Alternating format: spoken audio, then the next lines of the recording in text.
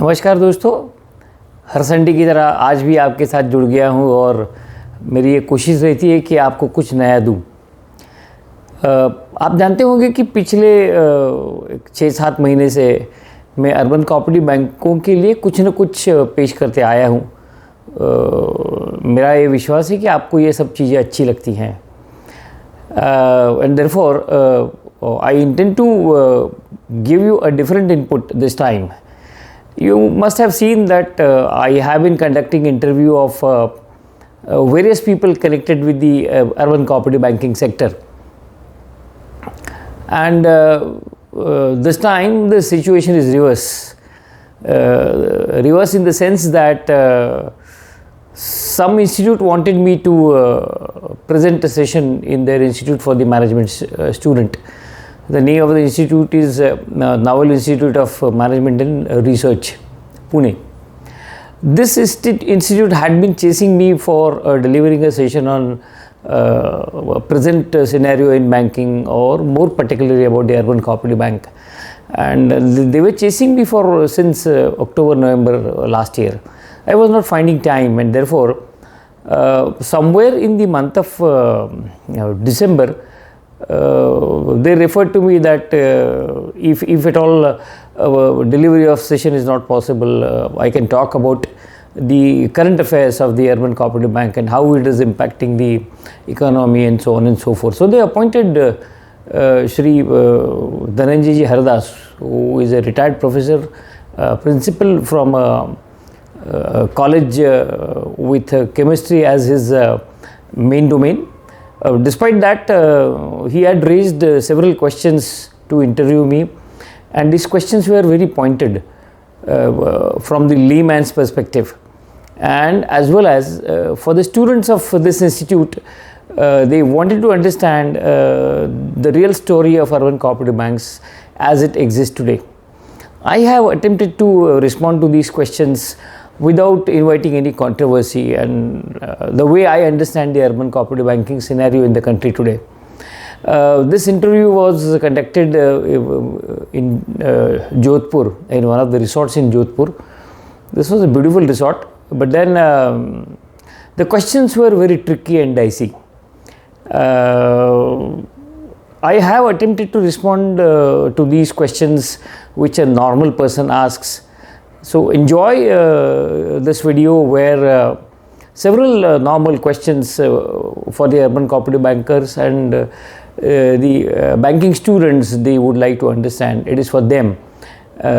This interview was short and it is being now presented to you. The institute has already played down this video in their institute, so there is no issue, and they had allowed me to upload this on my YouTube channel, My Views. I was, of course, ably assisted by one of my friend, Shri Iyer, who has retired recently from State Bank of India, and at an executive position he retired, so he knew what the banking is all about, even if Professor Haridas was not really aware. But then Raju did the camera work for this shooting in Jodhpur. So enjoy this interview. And couple of critical questions I have tried to dodge because I didn't want to hurt anyone. I hope you will enjoy this video. This will be the part 1 of this interview session where all volatile questions I have tried to answer, and this will help you in taking a view as to what exists for the sector. Thank you. Please do watch.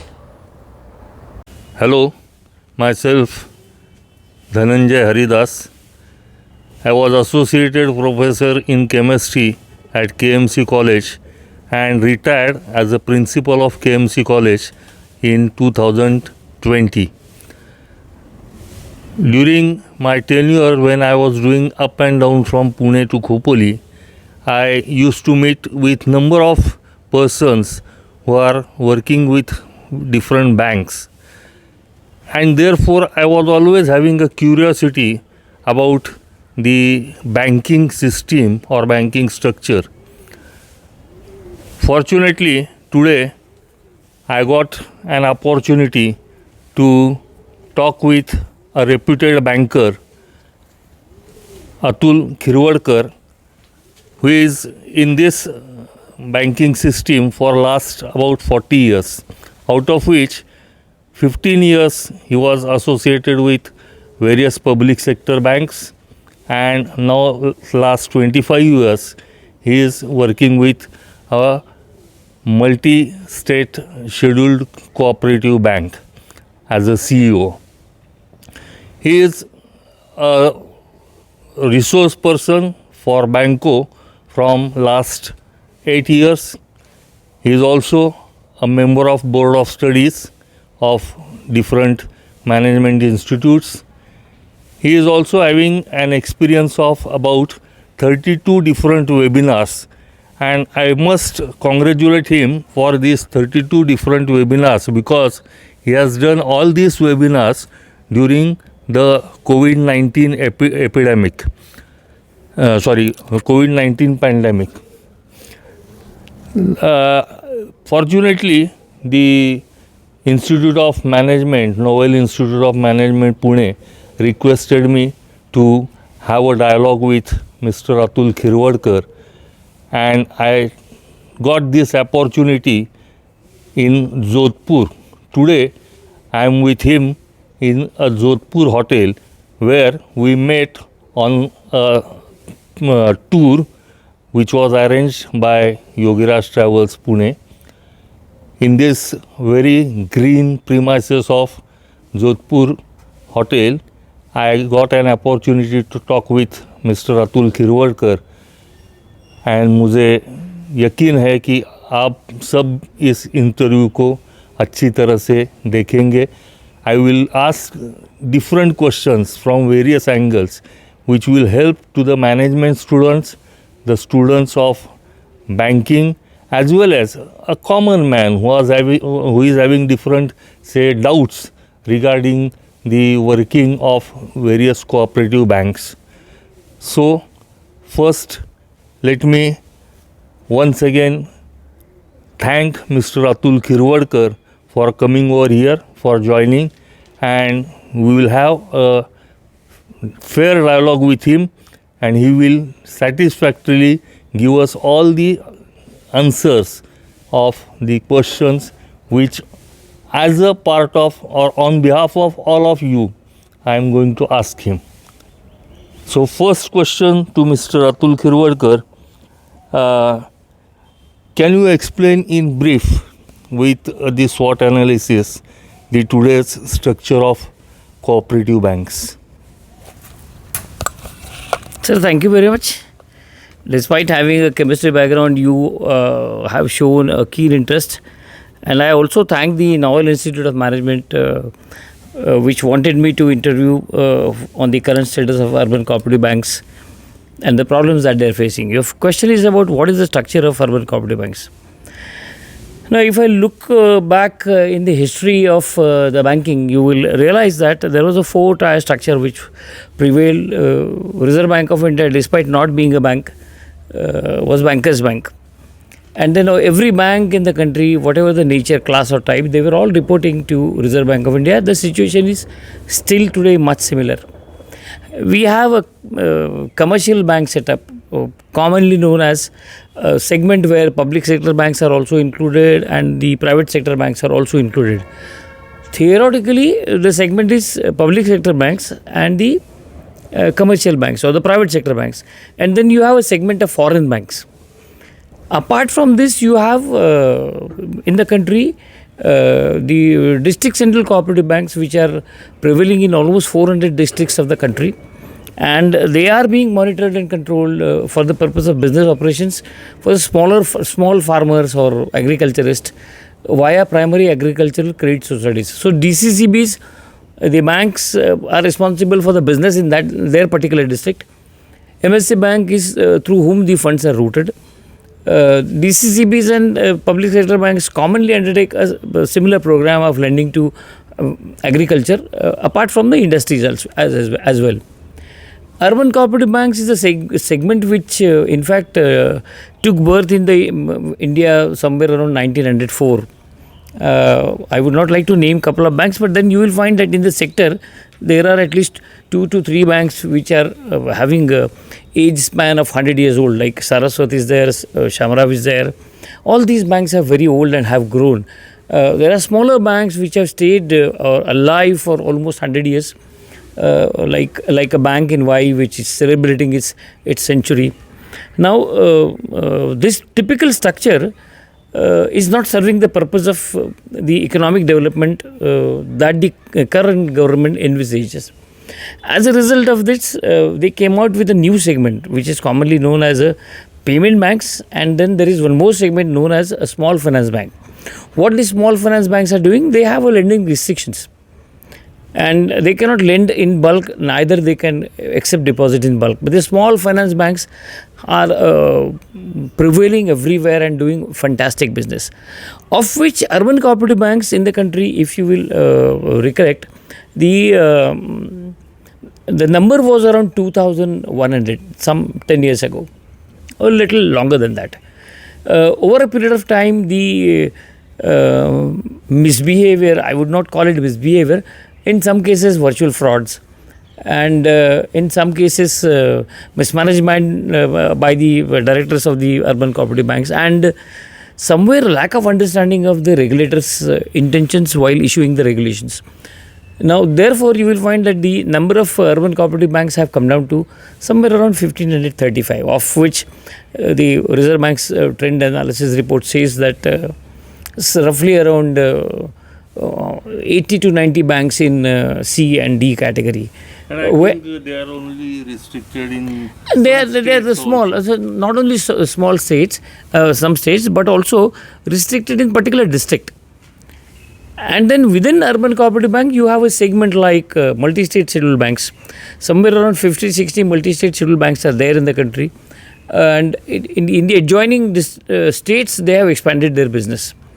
Given this situation, many times people feel that why urban cooperative banks are playing a pivotal role. If you look at the number of the total banking industry, you will find that the cooperative banking business is somewhere around 8 lakh crore. Of these 8 lakh crores, somewhere around 4 to 5 lakh crores are in deposits, some 2-3 lakh crores in advances. But then the beauty of these urban cooperative banks is that they deal in small finances, and then they are accessible. For example, a chairman of a cooperative bank or a director of a cooperative bank is easily accessible. For a common man, where the commercial banks and private sector banks were not giving access, these banks were there in their own area of operation, whether it is a district, 2 districts or a state. They were in a position to contribute and support people substantially well. For the people, by the people kind of concept is being used by the urban cooperative banks. That has in fact strengthened the structure. I recollect one example. Before this Jan Dhan program came up, you will find that some 10 years ago, the government of India came out with an idea of small accounts for all the poor people or the downtrodden people. But the scheme did not go well. But the focus shifted when this government came in 2014 and 2019. They coined the idea of Jan Dhan accounts. Yeah. Now, what is this Jan Dhan account? Jan Dhan accounts are the accounts where whatever the grant, subsidy or relief which are released by the government for the people is straightaway credited into their account. So, the role of middleman was eliminated. Over a period of time, even during COVID, when government of India wanted to help people to survive during this pandemic situation, they transferred certain amount, roughly around 70 to 80,000 crores were transferred to downtrodden and BPL people. Yeah. That has benefited the population very well. Of course, Jan Dhan account, the urban cooperative banks are not entitled to open the account.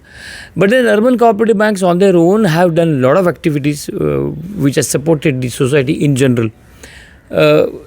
Looking at this structure, I believe that there is still a lot of things which are required to be done. Whatever be the structure of banking, you will remember that a couple of years ago when the banks were nationalized, after 10 or 12 years, they were nationalized because they were held by the industrial houses.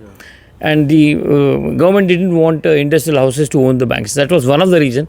And then to percolate the schemes to the downtrodden and to the bottom people, that was one of the idea of nationalization. And thereafter, there were developmental institutions in the country.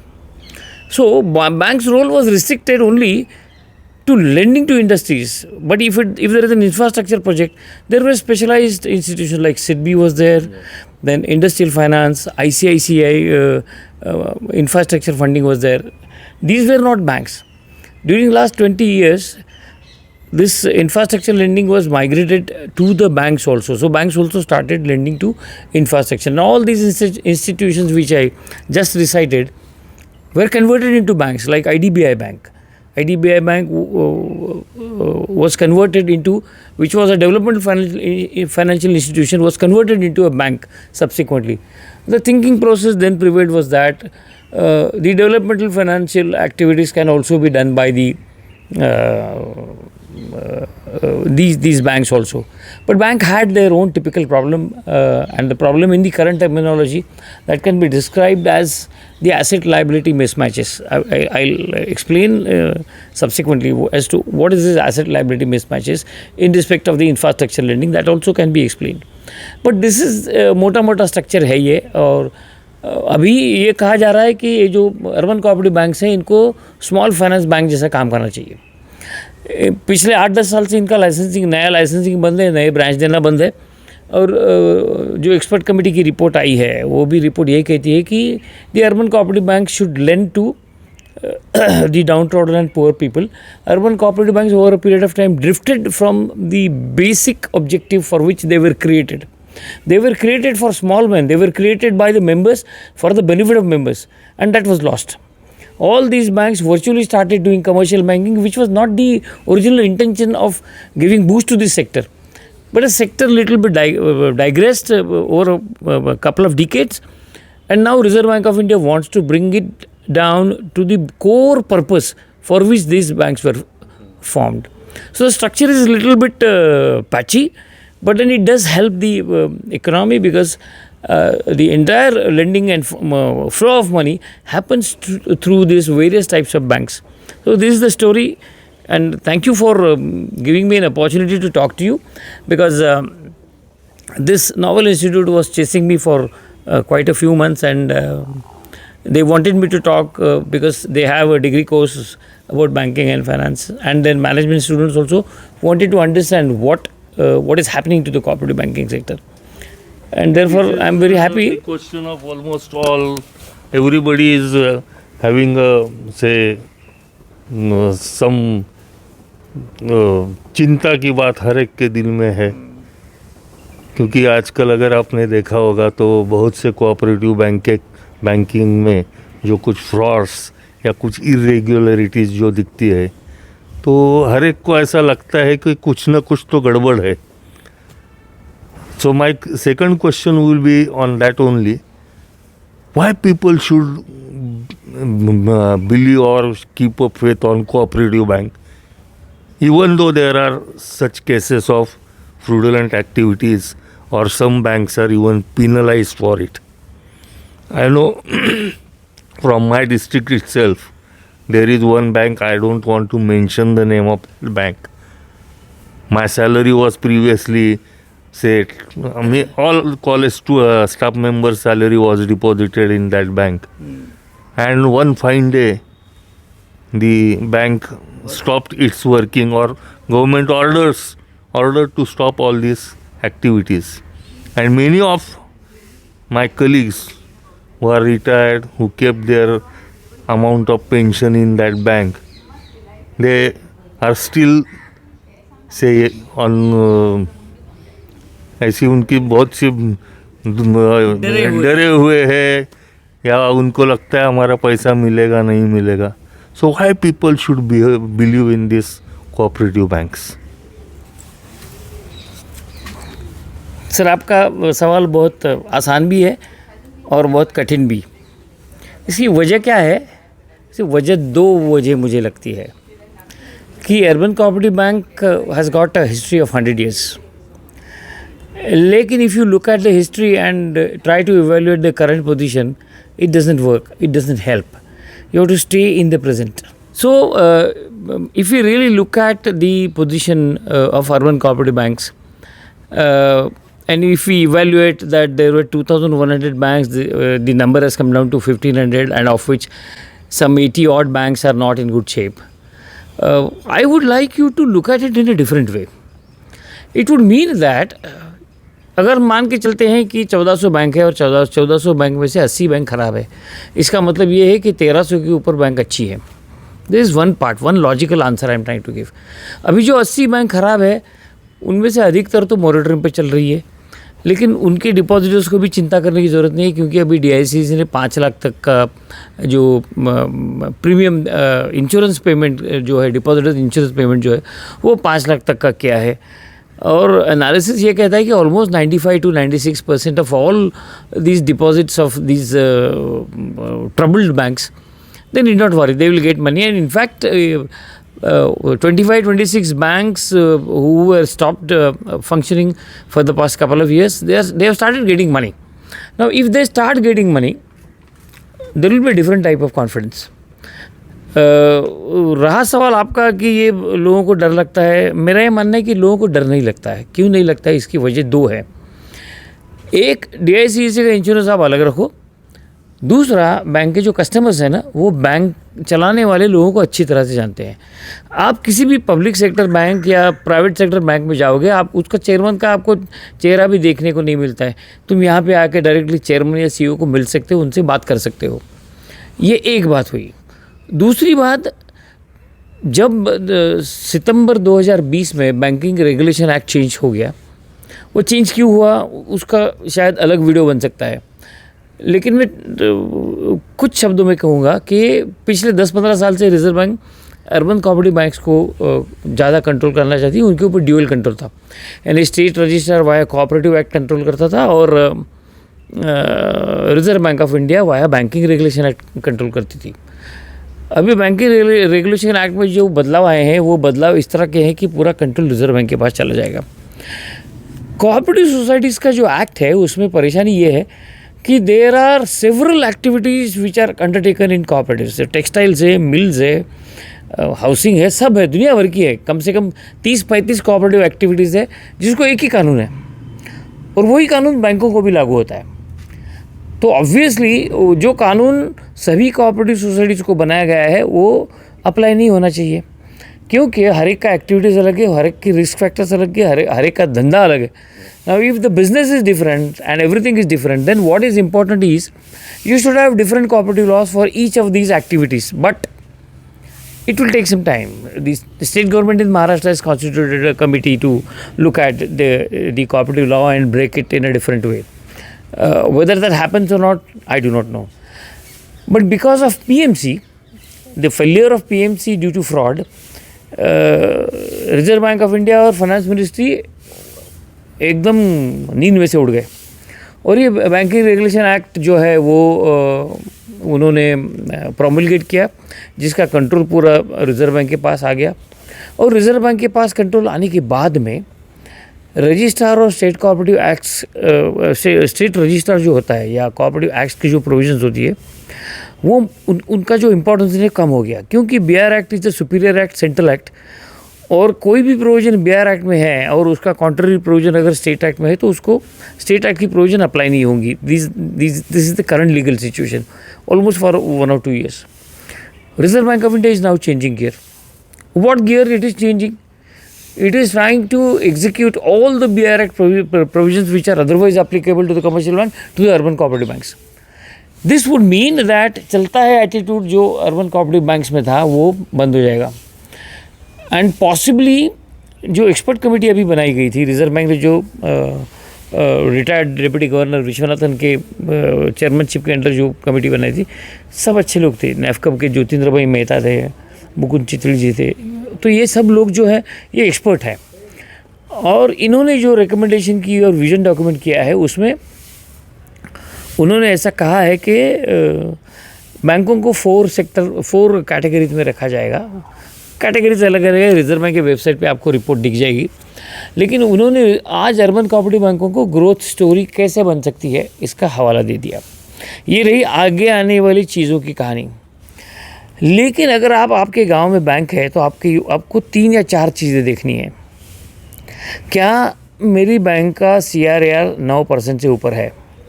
क्या वही मेरा अगला सवाल क्या था मेरा कि क्या कौन सा बैंक एक common man as a common man when selecting a cooperative bank for investment which particular bank I should select, जहाँ पे मुझे सेफ्टी भी मिले, गुड रिटर्न्स भी मिले, क्योंकि हर आदमी की यही ख्वाहिश रहती है कि he should get good returns of his investment and he should also want a safety. So, what are the points by which one should select a proper cooperative bank for his or her investment? जैसे मैं कह रहा था कि reserve bank ने BR act लाने के बाद में अर्बन कोऑपरेटिव बैंकों को धंधा सीमित रेखा में करना पड़ेगा। They can not do whatever that comes to their mind, they will have to behave within the pressings of the regulations which are being given. बहुत सारे अर्बन बैंक जो है वो डिफ़िकल्टी में आई क्योंकि उन्होंने प्रेसिंग्स ऑफ द लॉ फॉलो नहीं किया। आपको अगर अर्बन कोऑपरेटिव बैंक को में इन्वेस्टमेंट करना है, फिक्स्ड डिपॉजिट में करना है या कहीं भी करना है, आपको 3 या 4 चीज़ें उनकी पिछले साल के एनुअल रिपोर्ट देखनी चाहिए। क्या देखना चाहिए कि बैंक का CRAR जो है कैपिटल एडिक्वेसी रेशियो वो 9% के ऊपर होना चाहिए। बैंक के ग्रॉस NPA जो है वो 7% के ऊपर होना नहीं चाहिए। अगर ग्रॉस NPA 10% तक है तो बैंक को सांस लेने में तकलीफ हो रही है, क्योंकि NPA अगर तुम्हारा बढ़ जाता है तो तुम्हारा प्रॉफिट कम हो जाता है, प्रॉफिट कम हो जाता है तो तुम डिविडेंड नहीं दे सकते हो शेयर होल्डर्स को, सब वो लिंक चालू हो जाता है। तीसरी बात, टेक्नोलॉजी की लेवल क्या है, वो CBS में है या नहीं है। चौथी एक इम्पॉर्टेंट चीज़ आपको देखनी है कि रिज़र्व बैंक का जो रेगुलेटरी कंफर्ट है उस बैंक के बारे में किस तरह का है। अभी मैं ऐसे किसी बैंक का नाम नहीं ले सकता हूँ क्योंकि बहुत सारी अच्छी बैंक है। जैसे मैंने कहा कि 1300 good banks, people can keep their money which is safe, and with this 1300 banks they can keep money if they look at this 4 parameters. Awareness of the depositor is very much important. And अगर आप 5 लाख जो DIC का cover है उसके ऊपर आप पैसे रखते हो बैंक में, तो आपको बैंक का रिस्क एनालिसिस करते आना चाहिए। अब रिस्क एनालिसिस करने का तरीका अलग अलग होता है। मेरे गांव की बैंक है, बैंक का चेयरमैन कौन है, CEO कौन है, वो बंदे किस तरह के हैं, will be the first thing that they can analyse. अरे यार ये तो सब चोर लोग बैठे हैं यहाँ पे, मत रखो पैसा, क्योंकि आपने पसीने से कमाया हुआ पैसा आप किसी डूबते हुए बैंक में दे नहीं सकते हो। रही बात टेक्नोलॉजी की, CBS है या नहीं है, टेक्नोलॉजिकल प्रोडक्ट्स बैंक देती है या नहीं है। अभी भी जो टेक्नोलॉजी के प्रोडक्ट्स है वो सब कोऑपरेटिव बैंक नहीं दे सकती है। उसकी वजह यह है कि उनके पास उतने पैसे नहीं है, उनके पास उतना कैपिटल नहीं है कि जो टेक्नोलॉजी पे खर्चा कर सके। तो ये बात हम अलग रख सकते हैं कि चलो ठीक है भाई कि टेक्नोलॉजी का इन्वेस्टमेंट पुरानी हो रहा है लेकिन बैंक अच्छी है। सबसे इम्पोर्टेंट बात मुझे जो लगती है, नॉर्मली एवरेज कस्टमर जो आता है ना, वो CEO और चेयरमैन इनको कोई मिलता नहीं, पहचानता भी नहीं है। ब्रांच में काम करने वाला जो कर्मचारी है, the staff which is giving the service, he is a की पॉइंट। उसका अगर आपका परिचय होने की ज़रूरत नहीं है, लेकिन वो किस तरह से आपसे बर्ताव करता है, किस तरह से आपको वो इन्फॉर्मेशन देता है, किस तरह से आपको स्पीडीली सर्विस देता है, ये 3-4 चीज़ें अगर आप देखेंगे तो मुझे नहीं लगता है कि अर्बन कोऑपरेटिव बैंक में पैसा रखने के लिए आपको डरने की ज़रूरत है। और अभी NAFCB ने और रिज़र्व बैंक ने एक अप्रूवल दिया NAFCB को, जिसको कहा जाता है कि एक अम्ब्रेला ऑर्गेनाइजेशन जो प्राइवेट सेक्टर में होगी, जिसका capital urban cooperative banks contribute करेंगे। अब ये अम्ब्रेला ऑर्गेनाइजेशन क्या करने वाली है, तो अम्ब्रेला ऑर्गेनाइजेशन ये जो डिफ़िकल्टी में बैंक है उनको सपोर्ट करेंगी। एक skill set, training, skill set, technology, इसके लिए सपोर्ट करेंगी। तो आज जो अर्बन कोऑपरेटिव बैंक जो पिछले कई सालों से चल रहे हैं, उनका जीना बहुत अनिवार्य है, क्योंकि फाइनेंशियल इंक्लूजन के बारे में जब रिजर्व बैंक बात करती है तो अर्बन कोऑपरेटिव बैंक्स बहुत आगे है विज़ाविज़ दी कमर्शियल बैंक्स और पब्लिक सेक्टर बैंक। तो ये जो चीज़ें मुझे दिखती है ना, आपको अंधा बन के पैसा कहीं नहीं रखना है, ना तो अर्बन कोऑपरेटिव बैंक ने ना और किसी जगह। आप गवर्नमेंट ओन बैंक में रख सकते हो क्योंकि वो सॉवरेन है, वो डूबने के चांसेस ही नहीं है, लेकिन फिर उनके रेट जो है वो हमेशा कम रहते हैं। लेकिन अगर आज आप देखोगे, ये तुम्हारा सिंगल कंट्रोल आने के बाद में रिजर्व बैंक ऑफ इंडिया भी एक्सपेक्ट यही करती है कि you follow the market rates. किसी बैंक को अगर लगा कि हम लोग 9% की स्कीम करेंगे, सवाल उठेंगे। मार्केट में अगर रेट 5% का है, why are you giving 9% rate? So urban cooperative banks hereafter will find it difficult to do whatever that comes to their mind. They will have to follow the rule of the law. They will have to follow in such a way that they give the regulator the comfort. कभी हम कोई गलत काम नहीं कर रहे हैं. Technology इतनी बढ़ गई है अभी कि आपको एनपीए आइडेंटिफिकेशन आपको डेली करना है. इसी के साथ दूसरा भी सवाल मेरा, अभी आपने एनपीए की बात कही और पहले भी थोड़ा सा आपने एनपीए के बारे में कहा था. तो एनपीए अगर किसी बैंक का बढ़ता है तो वो रोकने के लिए कुछ सोल्यूशन है क्या बैंकों के पास, पर्टिकुलरली दिस कोऑपरेटिव बैंक? क्योंकि क्या है कि जो कमर्शियल बड़े बड़े बैंक है जैसे कि एसबीआई है वगैरह, इनका तो बिजनेस इतना बड़ा होता है कि एनपीए में थोड़ा बहुत कम ज़्यादा हो गया तो कोई फ़र्क नहीं पड़ता. लेकिन कोऑपरेटिव बैंक के लिए अगर एनपीए बढ़ता है तो उसका एक असर भी अलग पड़ता है. So what is the solution for preventing the growth of NPS? Sir, NPA identification ये Basel committee 1, Basel committee 2, Basel committee 3, इनके हिसाब से एनपीए के नॉर्म आ गए. शुरू में नॉर्म इतने स्ट्रिक्ट नहीं थे. 91 में जब आए तब इतने स्ट्रिक्ट नहीं थे. अभी स्ट्रिक्ट हो गए हैं. 90 दिन के बाद अगर किसी बोरोर ने पैसा नहीं भरा या फिर किसी कारणवश वो बोरोर पैसा नहीं भर रहा है या विलफुल डिफ़ॉल्टर है या फिर जानबूझ के पैसा नहीं भर रहा है, तो उसको आपको एनपीए करना है. एनपीए जैसे अकाउंट होता है तो उसमें सबसे पहली मार बैंक को पड़ती है. क्या बैंक को मार पड़ती है? उसको तो एक तो इंटरेस्ट नहीं मिलता है, जो सोर्स ऑफ अर्निंग है वो बंद हो जाता है, और उसका जो आउटस्टैंडिंग है उसके ऊपर प्रोविज़न करना पड़ता है. अर्बन कोऑपरेटिव बैंक को 10% in the first year on substandard asset provision करनी पड़ती है. वो प्रोविजन का परसेंटेज आगे आगे बढ़ते जाता है अगर बैंक पैसा वसूल नहीं करती है. एनपीए के सोल्यूशन के बारे में दो रास्ते हैं. एक रास्ता ये है कि जैसे आपका बेंचमार्क एनपीए ऊपर हो गया, आपको reserve bank supervisory action framework में लेके आती है. उसका मतलब ये है कि आपको किसी भी तरह आपको एनपीए कंट्रोल करना है, आपको एनपीए रिड्यूस करने के लिए, रिकवरी करने के लिए जो भी लीगल रेमेडीज़ है, सरफेसी एक्ट है या फिर 101 रजिस्ट्रार के पास आप रिकवरी सर्टिफिकेट ले सकते हो. आपको पूरा फोर्स सैफ के अंदर प्लान बना के आपको देना पड़ता है कि जिसकी वजह से आप एनपीए कम कर सकते हैं. ये कोई जादू टोना तो है नहीं. अगर बैंकिंग मेरा धंधा है, लेंडिंग मेरा धंधा है, तो एनपीए तो मेरे होने वाले हैं. वो रीज़नेबल हो, वो जेन्युइन रीज़न से हो. रीज़नेबल और जेन्युइन रीज़न से जब एनपीए होती है, रिजर्व बैंक भी उसमें सवाल नहीं खड़े करती. अनरीज़नेबल हो, समझो आपने 150 लोगों को लोन दे दिया और वो सब के सब पैसा नहीं भर रहे, तो रिजर्व बैंक ये पूछती है कि आपने क्यों इस तरह से पैसा दिया. पिछले 4 साल से और एक चीज़ रिजर्व बैंक लाई है, वो ये है कि समझो आपने 1 जनवरी को लोन दिया, बाद में वो अकाउंट एनपीए हो गया, 6 महीने में अकाउंट एनपीए हो गया, तो उन्होंने नया इंस्ट्रक्शन लाया है जिसको कहते हैं अर्ली मोर्टेलिटी रेट. अगर कोई भी अकाउंट 1 साल के अंदर एनपीए हो जाता है तो उसका इन्वेस्टिगेशन स्टाफ एंगल से होता है कि भाई जो भी मैनेजर है, जो भी ऑफिसर है, whosoever who has sanctioned the loan, whether he has followed the norms of Reserve Bank of India, whether he has followed the norms of the concerned bank as well.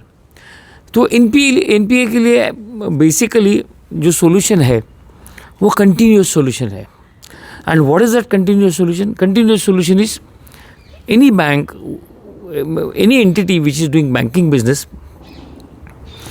Has to monitor NPAs daily. वो अगर daily monitor करते, समझो आपने किसी bank से कर्जा लिया है और वो कर्जा, उस कर्जे का इंस्टॉलमेंट समझो फलानी तारीख को ड्यू हो गया, आपसे अगर पैसा नहीं आता है, उसी दिन अगर उसको रिमाइंडर जाता है तो उसका इफेक्ट आता है।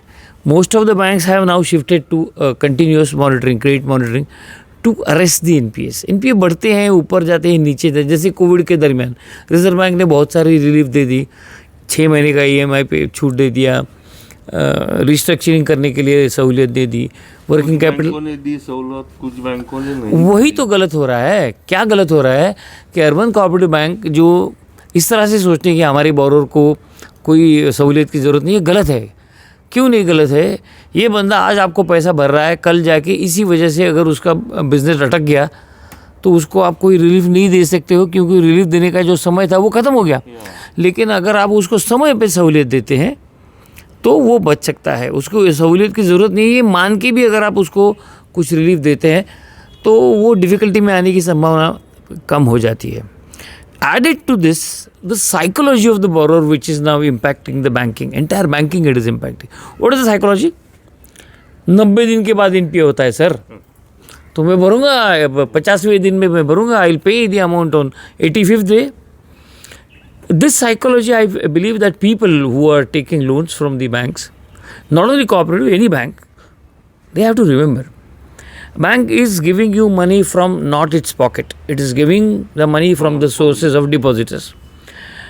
आपको पैसा देने के लिए किसी डिपॉजिटर बंदे ने पैसा रखा है, आप पैसे नहीं भरोगे, उसको पैसा नहीं मिलेगा, ये गलत काम है। तो आपको क्या करना चाहिए? आपको बैंक से कंटिन्यूसली डायलॉग रखना चाहिए। और अभी डेली आइडेंटिफिकेशन ऑफ एनपीए, ये जो प्रोसेस है, इसकी वजह से रोज़ एनपीए का एस्टिमेशन बैंक को डेली करना है। तो जो लोग आराम से 1 महीने के बाद देंगे, 2 महीने के बाद देंगे, इसमें बैंकों को तकलीफ होने वाली है। क्यों तकलीफ होने वाली है? कि नॉर्मली बैंक्स को फाइनेंशियल्स 4 क्वार्टर में बनाने पड़ते हैं। June first quarter, September half year plus quarter, December third quarter and March all the 4 quarters. अगर आपका अकाउंट एनपीए हो गया है इस 365 दिनों में, और अगर आपका अकाउंट अपग्रेड करना है, आपको वो अकाउंट पीए करना है, तो आपको पूरे पैसे, पूरे ओवरड्यूज जो है ना वो भरने पड़ेंगे। पहले बैंकें क्या करती थी कि भाई मार्च में जिसके 3 के नीचे इंस्टॉलमेंट पेंडिंग है वो स्टैंडर्ड हो जाता था, लेकिन उसमें ऐसा होने लगा कि एक्चुअल बैंकिंग इंडस्ट्री में एनपीए का असेसमेंट ठीक ढंग से हो नहीं रहा है, तो वो अभी ठीक ढंग से होगा। अभी इसके लिए प्रेशर बैंकर्स पर भी है और बोरोर पर भी है। लेकिन ये सिस्टम या ये जो सोच है जिसमें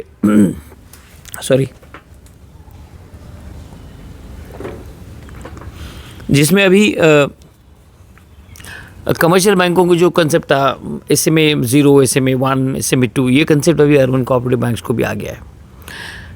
उसमें नई चीज़ क्या लाई है कि आपको SMA 0 छोड़ो, SMA 0 यानी जो अकाउंट 30 दिन तक ओवरड्यू नहीं है, 30 दिन तक उसका ड्यूज क्लियर है, उसका जैसे इंस्टॉलमेंट 30 दिन में आता नहीं है, वो 30 से 60 दिन में जाता है, 0 to 60 डेज जाता है, तो उसको SMA 2 कहते हैं कि उसका इंस्टॉलमेंट आना बहुत ज़रूरी है।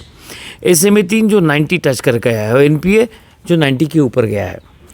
अब रिजर्व बैंक ये चाह रही है कि SMA में भी आपको प्रोविज़न करनी है, तो बैंकों की हालत अभी बहुत गंभीर होने वाली है। लेकिन जिस तरह से बैंक इसी पर एक मेरा अगला सवाल आपको ये भी है कि पहले रिजर्व बैंक इतना इंटरेस्ट नहीं लेती थी कोऑपरेटिव बैंक की एक्टिविटीज़ में।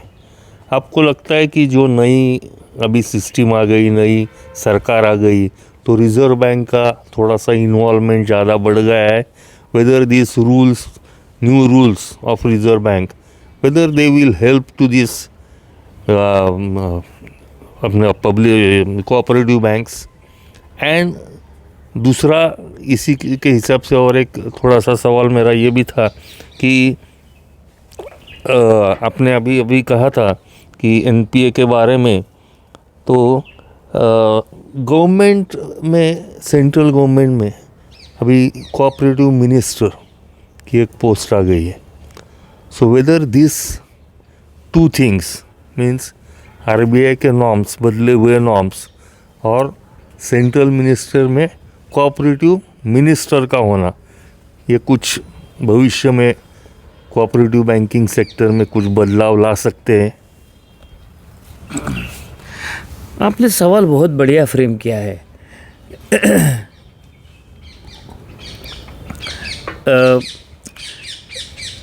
I'll answer in two different parts. One part of my answer will talk about Reserve Bank of India and the other part about the central government. After the passage of BR Act amendments in 2020, September 2020, Parliament cleared it. Things have changed substantially.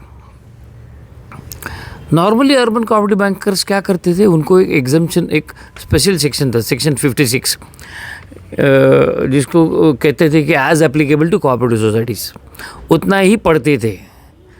और वो पढ़ने के बाद में पूरा BR act पढ़ने की कभी ज़रूरत ज़्यादा बैंकों को पड़ी नहीं। लेकिन अभी क्या हो गया, अभी सभी अर्बन कोऑपरेटिव बैंक्स को पूरा अर्बन बैंकिंग रेगुलेशन एक्ट पढ़ना ज़रूरी है।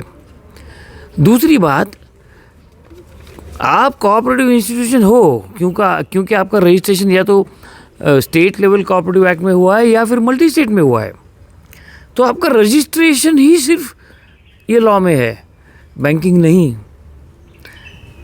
ये BR एक्ट अमेंडमेंट पैसेज जो अभी हुआ है, उसके पहले क्या होता था कि जो डिस्ट्रिक्ट डिप्यूटी रजिस्ट्रार था या फिर डिस्ट्रिक्ट रजिस्ट्रार था, वो भी बैंकों से उनकी जानकारी मांगता था, ये दो, वो दो, ओडिस दो, ये दो, फलाना करो, रिपोर्ट्स जाते थे, सवाल जवाब होते थे, ऑडिटर्स अपॉइंट करता था। बेसिकली कंट्रोलिंग अ बैंक और regulating a bank is not a child's play. So the cooperative department continued to do this in a very clumsy manner. They were not professionals. Although the commissioner comes from an IS category with 80,000 odd cooperative societies, how is he going to control that? So this dual control was with vested interest. I should not say anything more beyond this. But reserve bank के पास आने के बाद में सबसे बड़ी चीज़ हुई है वो है डिसिप्लिन, जो इन बैंकों में नहीं था, वो सीधा बैठ गया। पिछले साल भर में आप देखो 125 कोऑपरेटिव बैंकों को, बड़ी बड़ी नामचीन बैंकों को भी पनिशमेंट हुआ है। क्यों पनिशमेंट हुआ है? Break the law, you will be punished. Now this situation has created a story where under urban cooperative banks are living in fear. Why they are living in fear? Because they don't understand the regulation. What they should do? They should study, appropriately apply this regulation and fall in line with what the regulator says, nothing doing. ये जब होगा तो urban cooperative बैंकों में बहुत सारा बदलाव आएगा, बहुत सारा। 2003 में माधवपुरा डूबने के बाद में प्रोफेशनलाइजेशन लाने के लिए रिजर्व बैंक ने एक कंडीशन डाला कि हर एक बोर्ड में 2 प्रोफेशनल डायरेक्टर होने चाहिए, हर एक बैंक के बोर्ड में 2 प्रोफेशनल, उन्होंने क्वालिफिकेशन दिए। हुआ ऐसा कि शुरू में अर्बन कोऑपरेटिव बैंक्स ने ये हम कहाँ से लाएंगे प्रोफेशनल बंदे, चिल्ला चोटकी, they shouted a lot. All federation, everybody, हमको पॉसिबल नहीं है। I am talking of a story in 2002-2003. But then Bimal Jalan was the governor. He put his foot down. Nothing doing. You have to do this. Lie. Every bank ensured that the 2 professional directors are on the board. But these professional directors did not contribute the way Reserve Bank of India expected them to contribute. So what? I mean, I should not name any bank, but then normally these professional directors enjoyed the position. That's all. The real-time contribution in terms of banking business never happened. Because it so happened that all the members of the board were senior, they were in the board for 20 years, 25 years. Even if they were not professionally qualified to run the bank, but they were either elected, there was servantship, there was typical family control over the banks, कि एक political control over the banks, ये सब जो चीज़ें थी ना, तो banking में ये ड्यूअल कंट्रोल का लफड़ा बहुत ज़्यादा बढ़ गया था। मुझे लगता है ऐसा है कि रिजर्व बैंक किसी भी अच्छी चीज़ के खिलाफ नहीं है, और रिजर्व बैंक ये चाहती है कि तुम ढंग से काम करो यार, तुम ये क्या उड़पटांग काम करते हो, वो बंद करो पहले। तो अभी जो चीज़ें हो रही है रिजर्व बैंक की ओर से, strict compliance driven regulation. Now that will, let me finish here, that will definitely help the banks. ये बियर एक्ट पास होने के बाद में सेंट्रल गवर्नमेंट को लगा कि हम लोग कोऑपरेटिव इंस्टीट्यूशंस पे कोई इंजस्टिस तो नहीं कर रहे हैं, क्योंकि ये कोऑपरेशन मिनिस्ट्री होना ये 2014 की मांग थी, नहीं हुई पूरी। 2019 में ये सरकार फिर से आई, तब से ये पेंडिंग थी। अब ये मिनिस्ट्री होने के बाद में बेसिकली जो झगड़ा है ना, वो क्या है कि बैंकिंग, ये जो सरकारी कमीशन जब 1974-75 में जब बना था, तो उन्होंने ये डिसाइड किया था कि स्टेट कौन सा सब्जेक्ट देखेंगी, सेंटर कौन सा सब्जेक्ट देखेंगी। And then there were some subjects which were concurrent, जिसमें स्टेट भी देखेगा और सेंटर भी देखेगा। So the law making position in respect of banking was available for both. This has now changed. Laws related to banking, regulation, supervision, development, everything migrated to central. अब जिन लोगों को इसकी तकलीफ हो रही है, वो सब ये जो हुआ है उसके अगेंस्ट बहुत बढ़ चढ़ कर बातें कर रही हैं। I will not talk political because this is not. This is one of the best move that has been done by the government, which will give a dedicated attention and team to ensure. I'll tell you, there are some 50-60 multi-state banks. The multi-state bank was formulated in the year 2002. Earlier it was 2000 and then 2002. Since then, there are several difficult provisions in multi-state, and central government wanted to clear it. They were not in a position to do it. उनके पास काम बहुत बड़ा है. They have to coordinate and they have to ensure that if cooperation ministry will not only look at banking, it will look at everywhere, but they have to realize this. Even the central government has to realize this, that banking they should not regulate. Cooperation ministry should not regulate banking, because then only the dirt in the banking will go away. मुझे लगता है हम चालू रखेंगे ना sir? Okay sir, आप अगला सवाल पूछिएगा। मेरा अगला सवाल यही है, अभी आपने कहा कि पॉलिटिकल थोड़ा सा इन्वॉल्वमेंट कोऑपरेटिव बैंक्स में तो होता ही है, ये तो हमने देखा है। At what extent I don't know, but if the government is in centre and in the government in the state, if they are of different से political parties, then the blame game starts. The state government will blame to the center for say victimization of our cooperative banks. उनके ऊपर आप दबाव ला रहे हैं, उन्हें कुछ न कुछ करने के लिए मजबूर कर रहे, ऐसा वो बोलेंगे। और सेंटर बोलेंगे नथिंग डूइंग, ये तो हमारा रूल है, you have to follow the rules. ये जो बैटल चलेगा, पर्टिकुलरली ये बैटल तो ऐसे स्टेट्स में ज़्यादा दिखता है जहाँ पे दोनों सरकार अलग अलग है। एक ही सरकार जहाँ पे है वहाँ इतना बैटल का प्रॉब्लम नहीं आता। तो ये बैटल में कोऑपरेटिव बैंकिंग सेक्टर पे क्या असर होगा इसका? So you have seen the part 1 of the interview that was conducted by Professor Haridas. In this first part, he asked me a political question. And as a banker, they know how to dodge the couple of answers. So I have dodged the answer to the last question that was asked in today's episode. You will find the answer on next Sunday. Till then, keep watching. Thank you.